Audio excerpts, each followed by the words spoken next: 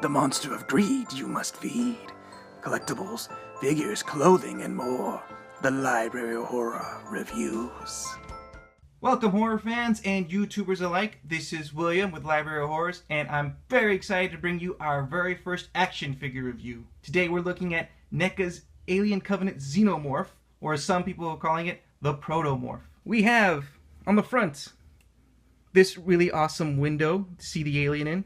This crazy concept art on the side here. Love this picture, by the way. And on the side we have some more concept art. We have Alien Covenant in small letters, and what I'm guessing is the what's that thing called? The Neomorph.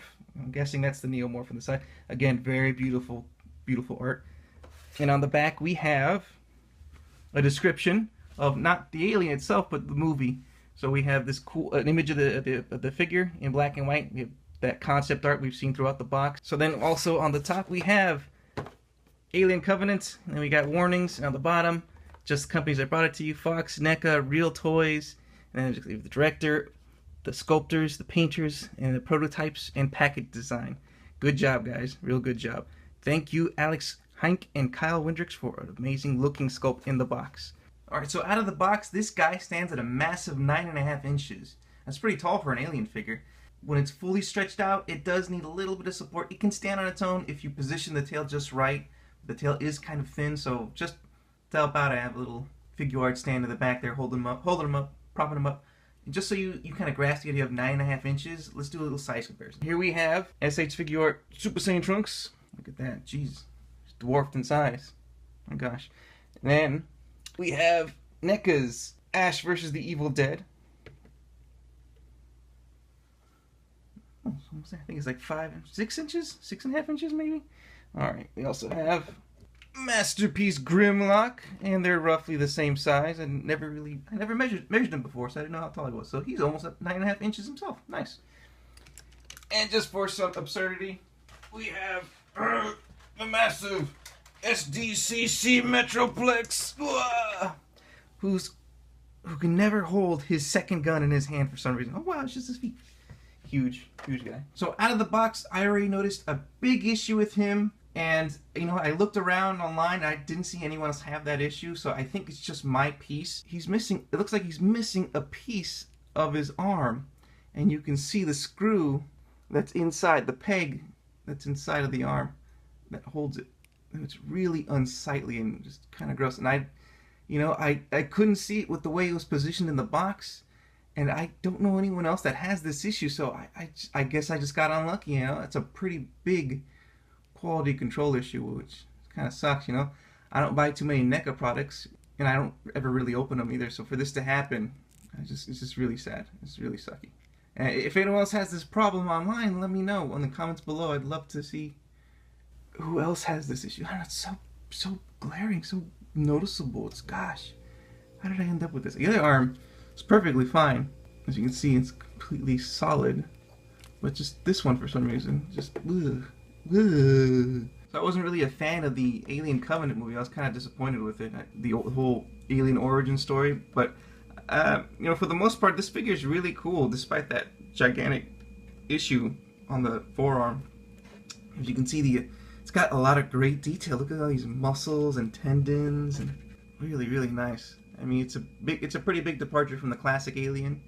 Big chap, doesn't have all those biomechanical details. This is all just kind of muscles, which is pretty gross to look at, but super cool, all throughout the hands and legs, even the feet. And as you can see, the hands are very different from the old Alien. The old Alien had like segmented fingers, like 6 fingers, but they look glued together, making 3 fingers. This is very human-like, I have to say. This one's, I mean, it still has 6 fingers, but it's all skeletal and veiny and very human, very, very creepy-like. I like it. I like these hands a lot, except for that big gap right there. That sucks. I'm scared that the hand's gonna pop off, but I mean, so far it's done a pretty good job of staying in there. You can see the muscles and tendons just working their way up. Man, that's really beautiful. And the paint is pretty good too. I mean, it's not, you know, movie accurate. It was darker in the movie. I heard that this was based off of the prototype suit itself, but I mean, still beautiful. It's got really long tubes, which in the movie are more spread out. These are just kind of squished together. But I mean, with some maybe with some hot water or some blow drying action, you can spread them out the way you want. And then you see that the tubing here is huge. It's also separate. And I've seen in other Alien toys that the tubing here on his shoulders is a little smaller, and then there's like a little plastic piece in the middle, so it's kind of molded as part of it. This is actually a separate piece that they glued on, so it's softer. So this is nice. I mean, I like this detail. Now the only problem is it does hinder the articulation, which is kind of sad. But I mean, it's cool that they're trying different things. Great detail in the head. Look at that. It's actually, I like this transparent or is it translucent dome, and you can see all that nice detail on the inside. Like you can see his two eyes in there. That's really cool. Mine's a little off center, as you can see when you look directly at him. It's kind of curved, not curved, but kind of slanted a little to the left more so. And even the eyes on the inside look off center. But I mean, that's cool. That's a great detail. It's even painted on the inside. Look at that. That's pretty. It's got a really a lot of great details in it. Very beautiful. The only thing I don't like is the fact that you can see these things in the bottom, the pegs. Yeah, the leg joints in the middle kind of throws off the whole design. I mean, everything is really beautiful looking. You really don't notice the joints too much, except here. That's the only part. One thing I noticed about my figure, I don't know if anyone else's figure is like that, but one leg seems longer than the other. So when he stands, when I have him standing straight up, he kind of leans to one side because of that. And I don't know. I think it's just, I don't know if anyone else has that issue, or maybe I'm just positioning the legs wrong or something like that. But one leg definitely does seem longer. Another nice detail that's different from all previous aliens is the tail. The tail is very skeletal, very thin compared to, man, it seems longer too. Jesus. But I mean, I like that. I like this spiny, rat-looking tail thing. That's super cool. That's very cool. And I don't own any aliens. This is my first one, so I don't know. I'm really tempted to keep this one. This is a really cool looking guy. So the Protomorph's Xenomorph has about 27 points of articulation. And we're going to go over them right now. Starting with the head, so he can look down about that far. He can look up about this far. And when you do that, you can actually kind of see the neck joint a little bit down there, which is a shame. But they do a pretty good job of covering the joints for the most part. And then when you straighten his head out, you can look this far. Maybe you can go a little further if you really push it to the left, and that far to the left, because this way is right, and I meant to say right. That far to the left. Again, you can push it if you really want to. It is hindered by these tubings here, but they are soft plastic, so you can kind of get away with pushing it a bit. I wouldn't recommend doing too much. I'd hate to have one of these tubes pop out. Let's see, if you pull his head back, maybe it's a little easier. No. Maybe if you go down. Yeah, so if he looks down, he can look all the way to the left about that much. And then all the way to the right about that much, because when he's facing down, the tubings do not get in the way. As you can see, because what the tubes are hitting, when it's straight back like that, is the side of this head, because of how long it is. But I mean, it's a nice detail. It's a shame that it does get in the way of articulation. And then for the arms, oh, he does have an articulated jaw. And this guy in the middle does pop out. The problem is mine is super jammed in there. And I don't know if anyone else has that problem. There you go. So you're going to have some difficulty getting it out the first few times. And it's crazy long. I don't know how long they usually are, but this is how long the Covenant version is. It's pretty gross. And the only thing I don't like about it is that it leans downwards, like it shoots down. Like, is that how it was in the movie? I don't remember. I could have sworn it went straight out. But this is, I don't know, weird. Get back in there. And it does kind of lock into place, but that's as far as it goes in, and then it just closes. And then you kind of see the inner mouth right there. So that's a little weird to me. Anyways, back to articulation. The arms, the shoulders spread out about this far out. The right arm does go a little further, but it doesn't go all the way. It doesn't do a complete 90-degree stretch, sadly. And if you're not careful, you do get a little bit of paint rub on the top here. I lost a little bit of the cool paint details that I had by stretching it out continuously. And it does do a full rotation. Check that out. Woo.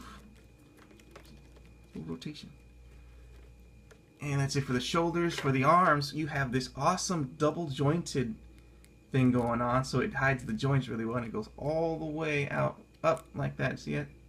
I love that the joints are hidden within these little pieces of the arm, so you can't see them. Like, I love that. It's such a good detail. Same thing with the other arm, all the way. And then, like I said, you can barely see the joints here. That's nice. I love that. And the hands do a full swivel, and they do bend at the wrist that far. It doesn't go all the way far back, but it's pretty good. Yeah, I mean, I can't really complain about the arms. Arms do a good job of being articulated. He has an ab crunch too. His waist, or his chest, I guess, goes about that far back and that far forward. That far back, that far forward. So not too forward, unfortunately. More of a leaner, I guess, for posing on forearms or something like that. And then it does go completely around. Woo! The tail does have a metal wire on the inside, so you can bend it, and it's a pretty thin tail, so you can get some really nice poses out of that thing. I usually just use it as a support for the alien's main body. He's really gonna need it because his thin little legs, and his legs are crazy long. I think it's where all his height comes from, and it does go about that far out. Does a little Bruce Lee kick. It goes that far out, and you don't worry about this piece here. This piece is a soft plastic, so it can take the stretching of the legs, and then it goes about that far out, and it goes about that far back. You probably go a little further than that, but that's as far as I'm willing to push it. And again, it's soft plastic, so it can take the bending of the leg. I don't need this anymore. Get out of here. Same thing on the other side. It goes that far out, that far forward, a little more forward than that, and then this far back. Again, hindered by the butt cheeks, the muscle butt cheeks, but soft plastic, so it can take a little bending. Again, it's for some reason it's more noticeable on this side than it is on this side. That you can see this joint. I don't know why. I guess it's something to do with the leg length on that side. I don't know. And then it does this weird thing when I move this leg that the other leg wants to move along with it. So I don't know why. I've never had a figure that had that problem. That's weird. So when you want to pose it, it's kind of annoying. This leg moves completely independent on its own, but when I want to move this leg wants to go with it. It's weird. I don't know. So it makes posing kind of a chore. Cool poses are difficult when you have pieces following other pieces. And then we have a double jointed knee, completely on this side here. You see the joint right there. And this one's also double jointed, but for some reason mine's jammed. And I haven't done the hot water trick yet, and I don't want to push any further. I mean, this one is double jointed as well, but for some reason mine is jammed. So it doesn't go all the way. I don't know. If anyone else is that way, let me know in the comments below. And then we go down to the legs, the feet. It's got this swivel joint going that makes the spin completely around. Weird. And then we have a joint right here in the toe. Same on the other side too. And the thing is, man, this foot joint is so weak, so loose. This one's so loose. And then it's got this much of a piece to stand on, so he really does need the support of his tail. Or you could do a lot of poses where he's kind of bent over, I guess. But yeah, he does need that tail for support, and that's what you're going to use that tail mostly for. Unless you want to pose him on all fours. I guess you can kind of do a four-legged pose sort of thing. It doesn't look too good. I'm sure someone else is better at posing than I am, for sure. Definitely not me. Alright guys, so that's the Xenomorph from Alien Covenant. Despite some of the issues I had with the figure, you know, the missing piece in the forearm and one leg longer than the other, the tubing that hinders the head movement, and the fact that he's kind of hard to stand. I mean, he's still a beautiful looking figure. I'm very happy to own him. Thank you, Neca, for making that so fast. I would love to review the Neomorph next. I actually really love the design for the Neomorph. So different from the Xenomorph. Anyways, it looks great. I can't say that it is the best alien figure we've ever received, but it's pretty okay. I mean, for what, 20 bucks? It's all right. I mean, again, you're gonna need the tail to help support it, or you can just get a stand altogether. He does make a good addition to any Xenomorph Fanatics collection. But just be aware of these issues when purchasing it. And it retails right now for about $19.99 to about $24.99, depending on where you buy it. Toys R Us has it for sure. Probably Big Bad Toy Store. I can't think of any other places. Just beware. If you know, I say if you want to buy it soon, because prices always just kind of skyrocket on eBay. I know the Deacon right now, which I regret not getting it, is about $120 on eBay right now, which is ridiculous. Ridiculous. Neca needs to re-release that figure because I need a Deacon in my collection. Look forward to our next review. I hope you guys enjoyed this. Hit the subscribe button, like, check out our other videos, Library of Horrors. We do short animation, we do podcasts, I'm clapping too much.